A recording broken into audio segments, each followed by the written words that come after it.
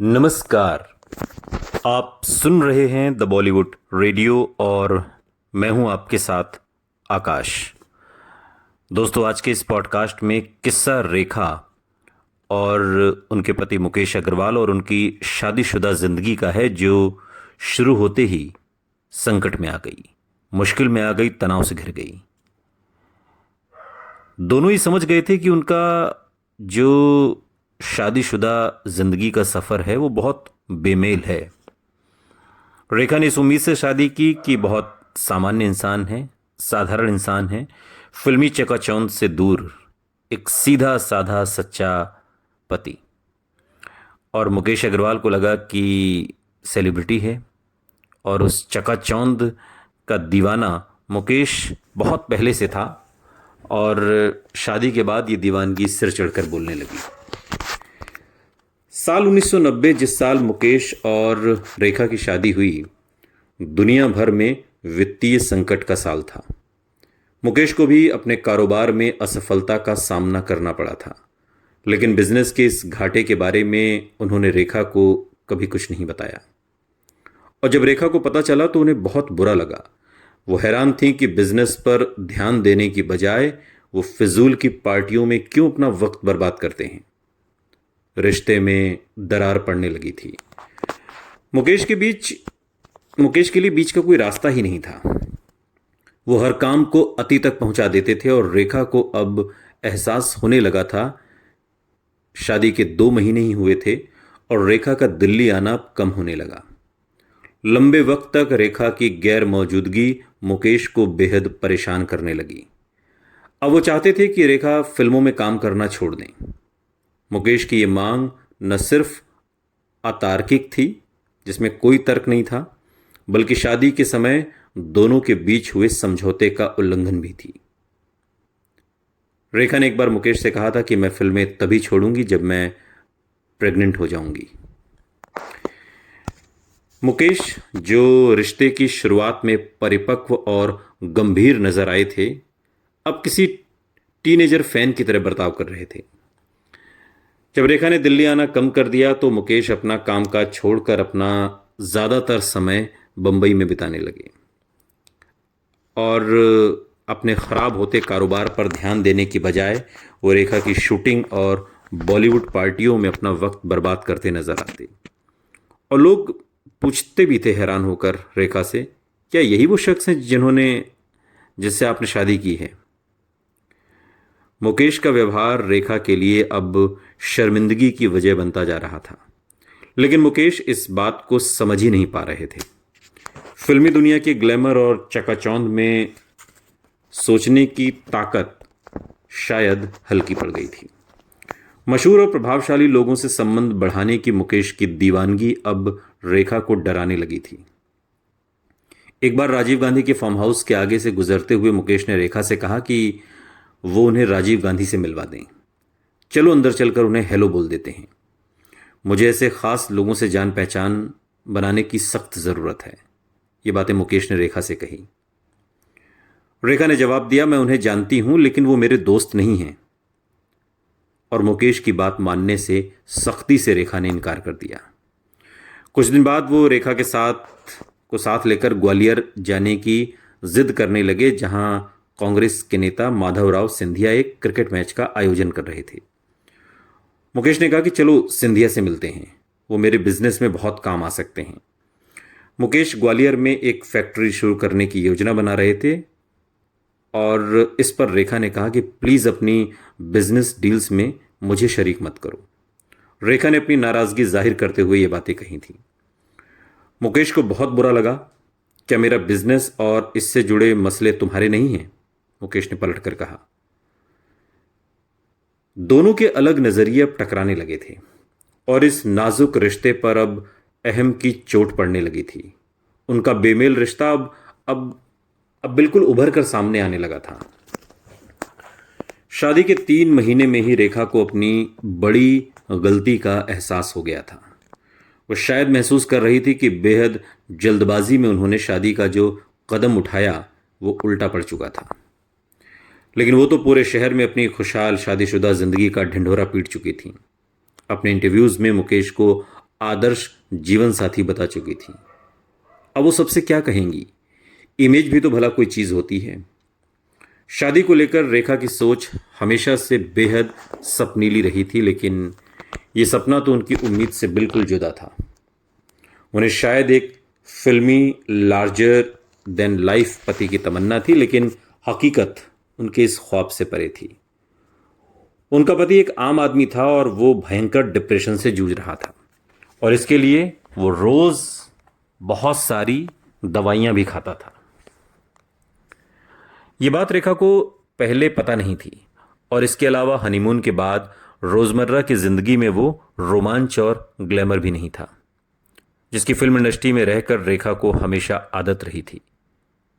Mrs Agarwal का title भी अब अपनी चमक को खोता जा रहा था। क्या इतने बरस उसने इसी रिश्ते के इंतजार में गुजारे थे? क्या उसे यही चाहिए था? ये सवाल अब रेखा के मन में घूमने लगा। रेखा के पास अचानक इस सवाल का कोई जवाब नहीं था। शायद मन में उठ रही भावनाओं के मंथन के बीच रेखा ने इस रिश्ते से कुछ समय के लिए दूरी बना ली थी। वो ठंडे दिमाग से सोचने के लिए थोड़ा समय चाहती थी, लेकिन रिश्तों का भंवर कुछ ऐसा था कि शायद कुछ भी समझ में नहीं आ रहा था। हार कर रेखा ने मुकेश और उनके परिवार से खुद को अलग करना शुरू कर दिया। उन्होंने मुकेश के फोन कॉल लेने बंद कर दिए। डिप्रेशन से लड़ रहे मुकेश के लिए ये एक बड़ा झटका था कि उसकी पत्नी, जिसकी शादी को अभी 3-4 महीने ही हुए हैं, वो फोन कॉल तक अटेंड ना करे। रेखा के इस बर्ताव ने शायद मुकेश के मन में पिछले नाकाम रिश्ते की यादें फिर से ताज़ा कर दी।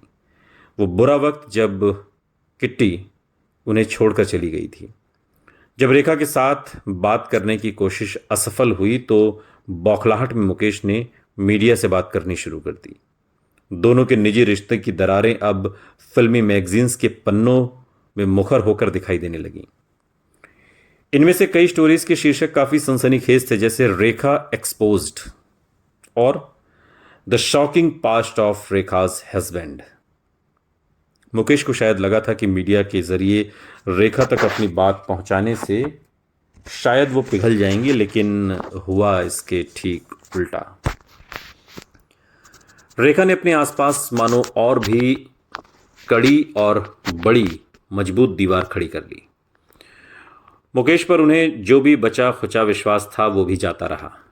वो खामोश रहीं और मुकेश से दूरियां बरकरार रखीं। इस बर्ताव ने मुकेश को बुरी तरह परेशान कर दिया। वो दीवानों की तरह रेखा से फोन पर बात करने, उनसे मिलने की कोशिश करते रहे। वो रेखा के घर फोन करके रोते और रेखा से वापस आने की विनती करते। जब कोई जवाब नहीं मिला तो एक रोज वो अपनी भाभी, अपने बड़े भाई अनिल गुप्ता की पत्नी के साथ बंबई पहुंच गए।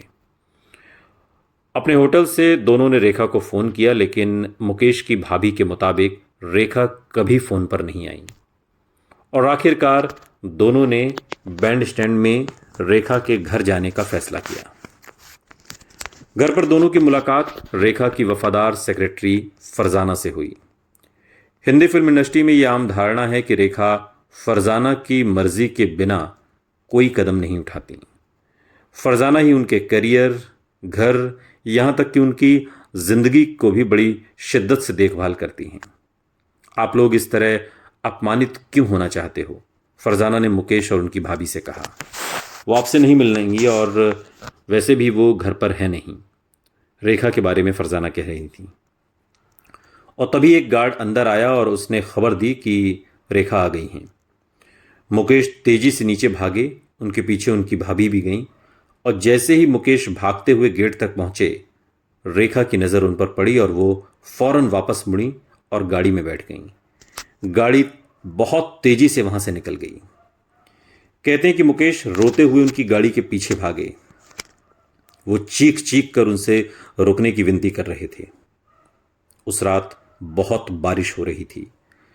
रेखा की भाभी ने बाद में दीप्ति नवल को बताया कि मुकेश बुरी तरह भीगे हुए थे और उनकी आंखों से आंसू बह रहे थे। चीखते चीखते उनका गला बैठ गया, लेकिन उस औरत ने एक पल के लिए मुड़कर नहीं देखा। रेखा के बारे में, रेखा के लिए इस रिश्ते का मानो मतलब ही अब खत्म हो चुका था। उनके जहन में ये रिश्ता एक ऐसे मोड़ तक पहुंच गया था जहां से वापस लौटना मुमकिन नहीं था। बम्बई में तलाक के कागजात तैयार कराए जाने लगे। रेखा इस पूरे हंगामे से अपने दिमाग को हटाने के लिए खुद को शूटिंग और फिल्मों में व्यस्त कर रखने लगी। वो सुनील दत्त की सामाजिक ड्रामा फिल्म या कब बुझेगी जो 1991 में आई, और इच्छाधारी नाग नागिन के कामयाब फॉर्मूले पर बन रही फिल्म शेषनाग जो 1990 में आई, उसकी शूटिंग कर रही थी। और इसी दौरान मनोबाला के निर्देशन में एक अजीब से नाम वाली उनकी फिल्म मेरा पति सिर्फ मेरा है 1990 में रिलीज हुई। फिल्म में रेखा दूसरी औरत के किरदार में थी और फिल्म में उनके साथ जितेंद्र और राधिका भी लीड रोल में थे। फिल्म ने बॉक्स ऑफिस पर सामान्य बिजनेस किया और फिल्म से ज्यादा चर्चा रेखा की निजी जिंदगी की होती रही। अगस्त 1990 में खबरें छपी कि खतरनाक डिप्रेशन के आलम में मुकेश ने नींद की कई गोलियां खाकर खुदकुशी करने की कोशिश की। उन्हें फौरन अस्पताल ले जाया गया और किसी तरह उनकी जान बची। रेखा उस समय मुकेश के साथ नहीं थी, न ही उन दोनों की कोई बात हुई, मगर फिर भी फिल्म मैगजीन्स को मसाला मिल गया और मुकेश की हालत का पूरा इल्जाम रेखा पर थोपा जाने लगा। स्टारडस्ट मैगजीन की कवर स्टोरी का टाइटल मानो चीखता हुआ सा था, how Rekha drove Mukesh to attempt suicide, ये लिखा हुआ था। यह भी रिपोर्ट आई कि इस वाक्य के बाद रेखा ने खुद मुकेश को फोन किया और कहा कि अगर एक शादी नहीं चल पा रही है तो इसमें हम कुछ नहीं कर सकते। मैं उस तरह की लड़की नहीं हूं जो झूठे दिखावे के लिए रिश्ते का ढोंग या धोखा करती रहूं। एक ऐसे रिश्ते को आगे बढ़ाने का क्या फायदा जिसका कोई भविष्य ही ना हो। आधी अधूरी जानकारी की बुनियाद पर पक्ष लेना और बातें बनाना बहुत आसान है, लेकिन किसी शादीशुदा जोड़े की निजी जिंदगी में वाकई क्या चल रहा है ये पूरी तरह जानना शायद मुमकिन नहीं है। और ऐसे रिश्ते में जज्बात, अल्फाज और अहम का टकराव होता है और बाहर से समझना बहुत मुश्किल है कि गलती आखिर है किसकी। क्या अपने मन की शांति के बजाय रेखा को मुकेश का साथ निभाना चाहिए था? क्या गहरे मतभेदों के बावजूद उन्हें मुकेश के साथ रहना जारी रखना चाहिए था? और अगर वो ऐसा करती तो क्या इसे पक्के से कहा जा सकता है कि मुकेश फिर कभी खुदकुशी की कोशिश नहीं करेंगे? क्या रेखा अपने पति और इस रिश्ते की जिम्मेदारियों से दूर भाग रही थी? नीरज कुमार, दिल्ली पुलिस के पूर्व कमिश्नर और मुकेश अग्रवाल के बहुत करीबी दोस्त, एक इंटरव्यू में बताते हैं कि ऐसा नहीं था कि रेखा से शादी करने के बाद उसे अपने हालात या डिप्रेशन से निजात मिल गई हो। मुझे नहीं लगता कि वो वास्तव में कभी बेहद खुश था, क्योंकि बीमारी उसके अंदर थी और उससे बचकर निकलना आसान नहीं था। नीरज बताते हैं कि मुकेश ने कई बार खुदकुशी की कोशिश की थी। एक बार तो उसने खुद अपने को स्विमिंग पूल में डूबकर खुदकुशी की कोशिश की, लेकिन उसके स्टाफ ने देख लिया और उन्हें खींचकर पूल से बाहर निकाला। मुकेश के दोस्तों और परिवार के लिए उन्हें हर रोज समझना मुश्किल होता जा रहा था। आखिरकार नौबत यहां तक आने लगी थी कि जब जब ये खबर आती कि मुकेश ने खुदकुशी करने की कोशिश की है तो मुझे चिढ़ होने लगती। हर दूसरे तीसरे दिन तो उसका फोन आता कि वो अब जीना नहीं चाहता। फिर उसकी आत्महत्या के प्रयास की खबरें आती। मुझे ये लगने लगा था कि यह आदमी बस अपनी तरफ ध्यान खींचने या अटेंशन सीकर की तरह अटेंशन पाने की कोशिश करता है। मुकेश बुरी तरह हताश, निराश और लंबे समय से डिप्रेशन में था। ये बातें नीरज कुमार कहते हैं। तारीख 10 सितंबर और साल 1990।